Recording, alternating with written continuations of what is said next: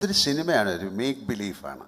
അങ്ങനെ സാധിച്ചു എന്നുള്ള, ഞാൻ 10-20 വർഷമൊക്കെ കഴിഞ്ഞിട്ടൊക്കെ പിടിക്കപ്പെടാം. അങ്ങനെ പോലീസിനെ കബളിപ്പിച്ചൊന്നും നടക്കില്ല.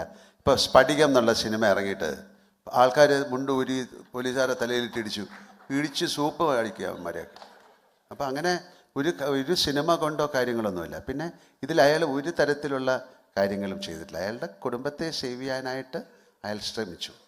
വളരെ ഡീറ്റെയിൽഡായിട്ട് പറയുകയാണെങ്കിൽ ജോർജ് കുട്ടി ഒന്നും പ്ലാൻ ചെയ്തതല്ല.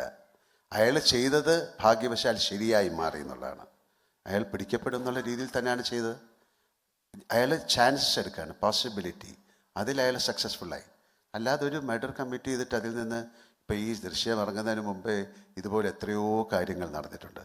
എത്രയോ സാധാരണ പല വീടുകളിലും ഒരു മർഡർ വല്ലതും നടന്നാൽ ആദ്യം പോയി നോക്കുന്ന സെപ്റ്റിക് ടാങ്കിലാണ്, അവിടെ തന്നെ അവർ കുഴിച്ചിടും. അപ്പോൾ ആദ്യമായിട്ടൊന്നുമല്ല. അപ്പോൾ ഈ ദൃശ്യം സിനിമ കണ്ടിട്ട് അങ്ങനെ ചിന്തിക്കുന്നത് ശരിയല്ലെന്നേ എനിക്ക് പറയാൻ പറ്റുള്ളൂ. കാര്യം അത്തരത്തിൽ സിനിമ ഇൻഫ്ലുവൻസ് ചെയ്യും ആൾക്കാരെ. അപ്പോൾ അതിലുള്ള മറ്റ് ബന്ധങ്ങളെയും കൂടെ നിങ്ങൾ കാണണം എന്നേ എനിക്ക് പറയാൻ പറ്റുള്ളൂ. അയാൾ ഒരു ഫാമിലിക്ക് വേണ്ടി ചെയ്യുന്നതാണ്. അയാൾ പറഞ്ഞിട്ടുണ്ടല്ലോ, ഏതറ്റം വരെ ഞാൻ പോകും. അങ്ങനെ ഒരു ആൾ പറഞ്ഞിട്ട് ഒരു മേക്ക് ബിലീഫാണ്, ഇതൊരു കഥയാണ്.